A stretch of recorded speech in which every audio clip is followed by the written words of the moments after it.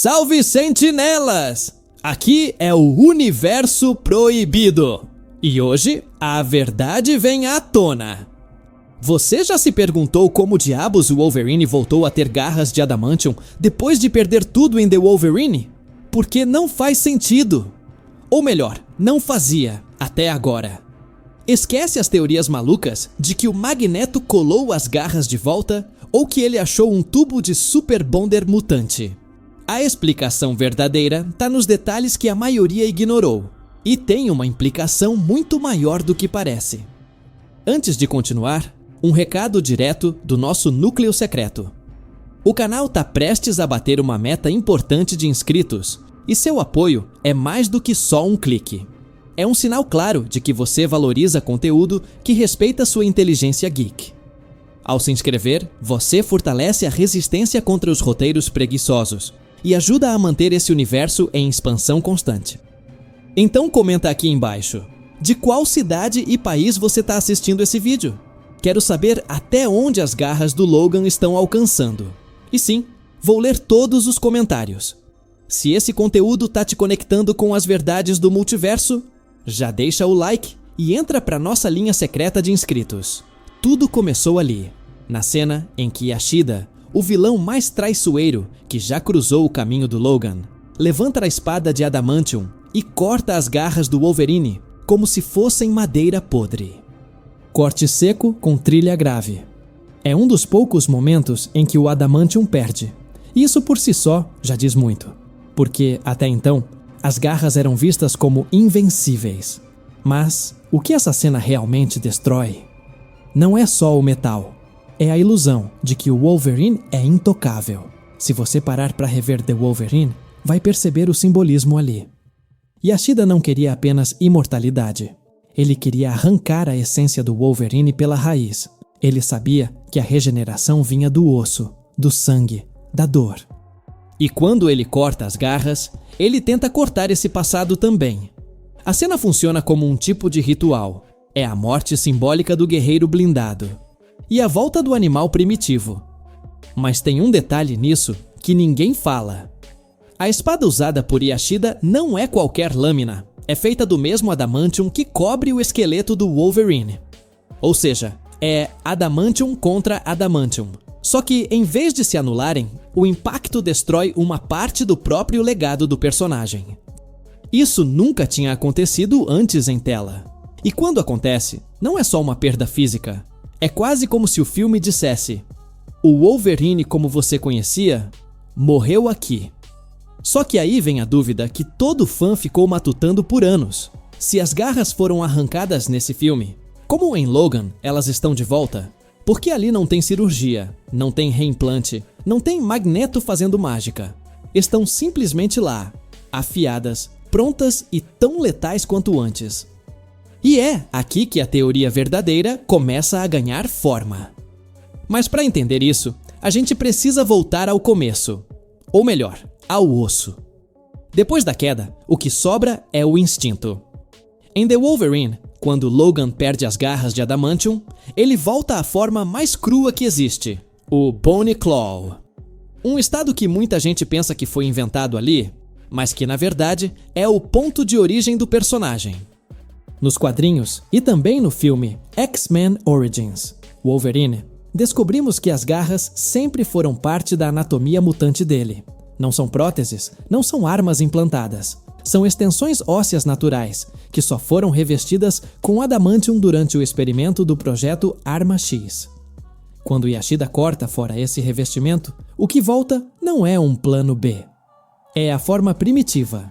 A arma viva original, sem filtro, sem contenção. Mas essa volta não é só simbólica.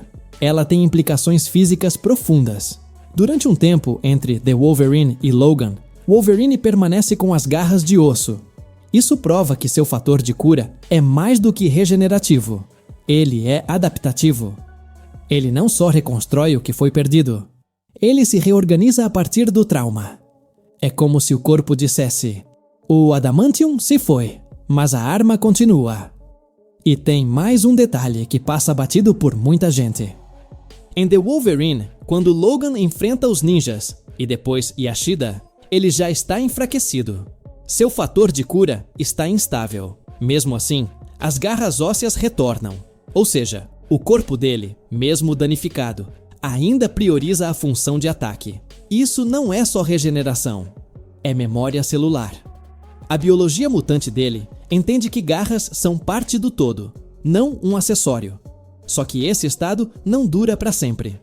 Em Logan, o metal volta. O brilho prateado reaparece. E aí a pergunta explode de novo. Se o adamantium foi arrancado fisicamente, como ele voltou a fazer parte do corpo? Tem gente que diz que são timelines diferentes, que Logan se passa em uma linha alternativa. Mas essa resposta, embora confortável, ignora uma possibilidade muito mais sombria e muito mais interessante. E eu vou te mostrar qual é. Mas antes disso, tem uma falha na teoria do multiverso que quase ninguém percebeu. E ela muda completamente o que pensamos sobre o poder do Wolverine. Anos depois da perda das garras de adamantium, a primeira imagem que vemos em Logan é a mais contraditória possível. As garras estão lá, metálicas, afiadas, intactas. Nada indica que foram reconstruídas artificialmente. Nada sugere cirurgia, enxerto ou manipulação magnética. O brilho do metal é o mesmo de antes. Mas o Wolverine não é. E é justamente aí que o paradoxo se instala. Se você aceitar que Logan se passa numa linha do tempo diferente, como muita gente propõe, a dúvida se dissolve. Mas essa solução cria um problema maior. Ela ignora completamente a continuidade emocional entre os filmes, porque o Logan de Logan carrega o mesmo trauma, o mesmo cansaço e os mesmos fantasmas de The Wolverine. A dor é contínua, e a dor é o elo. Então, se não é uma timeline alternativa, como as garras voltaram? A resposta mais aceita, e também a mais coerente com a lógica mutante, é que o próprio fator de cura assimilou o adamantium ao longo do tempo. Depois de anos com o metal fundido aos ossos, o corpo de Logan teria absorvido o elemento como parte da estrutura genética. Ou seja, as garras não são mais implantes cobertos por adamantium. Elas são garras de adamantium, regeneradas do zero. Pode parecer absurdo, mas não é? A biologia mutante de Wolverine é única. Nos quadrinhos, já vimos situações onde ele regenerou órgãos inteiros, partes do cérebro, até o coração. E em Logan, o que vemos é um corpo que tenta se manter inteiro, mesmo enquanto o adamantium o envenena lentamente. Esse paradoxo é essencial. O metal que o torna indestrutível também é o que está matando ele. E isso explica a aparência enferrujada, opaca das garras em Logan. Elas não têm mais o mesmo brilho perfeito do adamantium forjado em laboratório. Parecem orgânicas, imperfeitas, como se fossem geradas por dentro, não colocadas por fora. É uma pista visual clara. Mas tem mais. O som delas ao sair é diferente. Mais áspero, mais pesado. Tudo indica que ali não há prótese. Há fusão. Só que essa fusão não acontece por mágica. A ideia de que o corpo dele poderia regenerar adamantium parece impossível à primeira vista. Até você lembrar que o corpo dele passou décadas convivendo com o metal. E que, durante todo esse tempo, ele sobreviveu a ferimentos que teriam matado qualquer outro mutante. O adamantium já não era mais um estranho no corpo de Logan. Era parte dele. Mas essa teoria só se sustenta porque há precedentes muito mais antigos.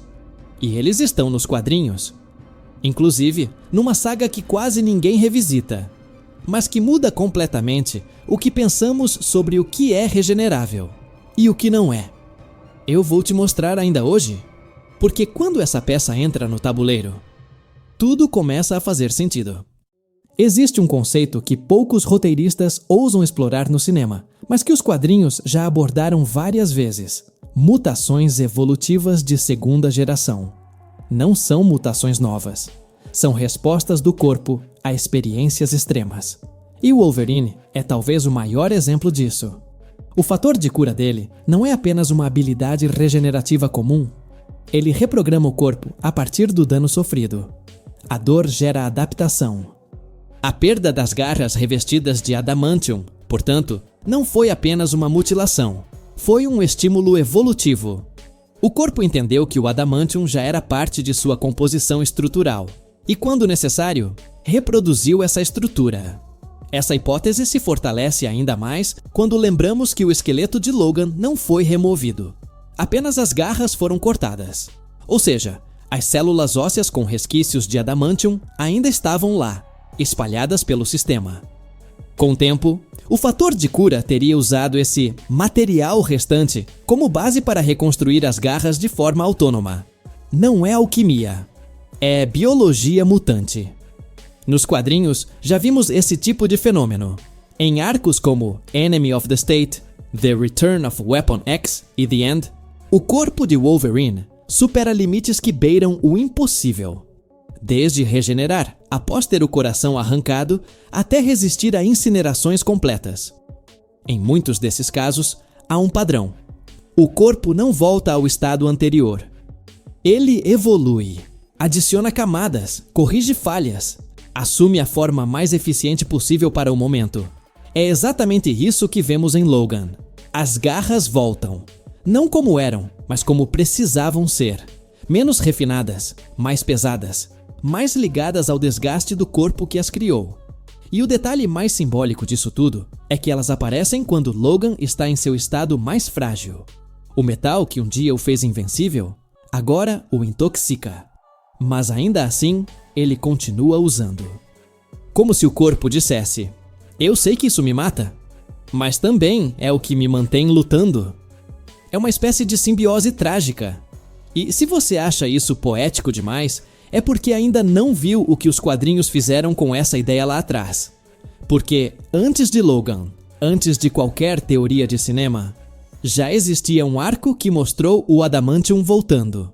E quem trouxe de volta não foi o fator de cura, foi algo ainda mais perigoso.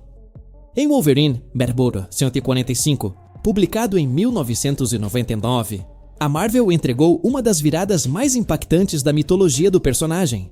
E pouca gente hoje lembra disso. Depois de anos com seu corpo livre do adamantium, Logan volta a ser revestido por completo com o metal. Mas não é o projeto Arma X que faz isso. Não é nenhum experimento militar. É o vilão Apocalipse. Nesse arco, Apocalipse oferece a Logan a chance de recuperar o adamantium em troca de sua servidão. Um pacto direto com o inimigo. Logan aceita, ou talvez seja forçado a aceitar, e é transformado num dos cavaleiros do Apocalipse, a Morte. O processo não é cirúrgico, é simbiótico. O adamantium não é implantado com técnica, ele é reabsorvido como se o corpo o estivesse esperando. Como se ele sempre tivesse feito parte de Logan. Essa história foi polêmica na época. Muitos fãs não aceitaram que Wolverine se tornasse um cavaleiro. Mas, em retrospecto, ela revelou algo fundamental sobre o personagem. O adamantium não é só um material, é um vínculo. E o corpo de Logan, mesmo depois de expurgá-lo, ainda guarda a forma do metal. Quando exposto novamente a ele, o corpo o readquire como um organismo que reencontra sua simetria. Essa lógica ajuda a explicar o que vemos em Logan, porque, mesmo que o adamantium não tenha sido magicamente reaplicado, como foi no arco de Apocalipse, o princípio é o mesmo. O corpo aprendeu com a experiência, e na ausência de uma fonte externa, regenerou a estrutura com base nos resíduos internos, reforçados ao longo dos anos. Outro detalhe interessante. Na HQ, o retorno do adamantium é acompanhado por um comportamento mais frio, mais letal. Em Logan, esse mesmo efeito aparece, mas de forma sutil. O personagem se torna mais bruto, mais reativo, menos racional. As garras retornam, mas a humanidade se esvai. É como se o metal exigisse um preço, não só físico, mas psicológico.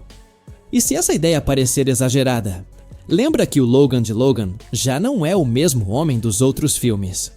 Ele está à beira do colapso. E ainda assim, continua lutando com as mesmas garras que o matam. A mesma arma que o define. É a que consome? Mas e se o corpo dele escolheu essa forma como uma espécie de reação final? Um último modo de defesa? Porque o que vem a seguir sugere que essa regeneração não foi só uma adaptação. Pode ter sido o começo de uma mutação terminal, e isso muda tudo o que achamos que sabemos sobre o fim do Wolverine. Existe uma última hipótese, e ela é a mais incômoda de todas. E se o retorno das garras de Adamantium não foi apenas resultado do fator de cura? E se, naquele ponto, o corpo de Logan já estivesse num processo de mutação terminal?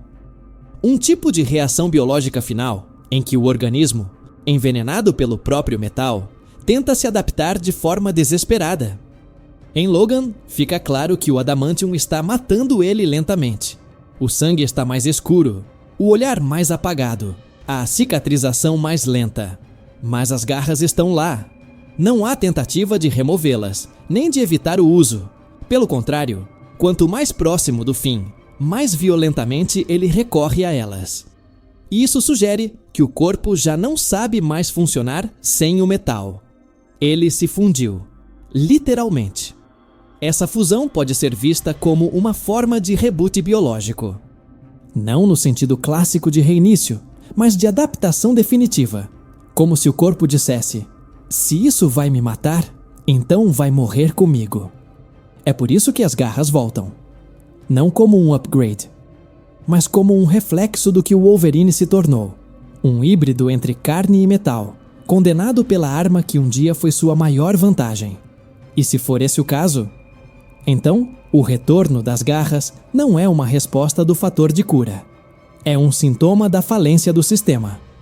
Uma resposta orgânica ao fim inevitável. As garras são a última manifestação de força de um corpo que já sabe que vai morrer.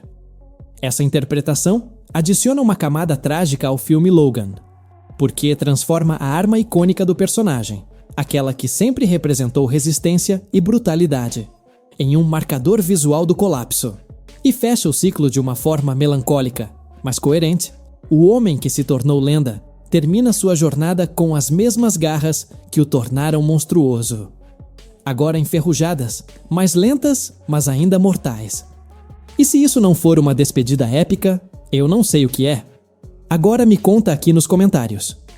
De qual cidade, ou até de qual país, você está assistindo esse vídeo? Quero saber onde essa teoria está chegando. E sim, eu leio todos os comentários. E se você curte esse tipo de análise, com profundidade, conexão real com os quadrinhos e respeito pelo personagem, considera se inscrever no canal? A gente está muito perto de bater uma meta importante e cada inscrição é uma forma de provar que ainda existe espaço para conteúdo geek de verdade, feito com cuidado, paixão e peso narrativo. Então, se esse conteúdo te conectou com as verdades do multiverso, já deixa o like e entra para nossa linha secreta de inscritos. Porque aqui, até as garras têm memória.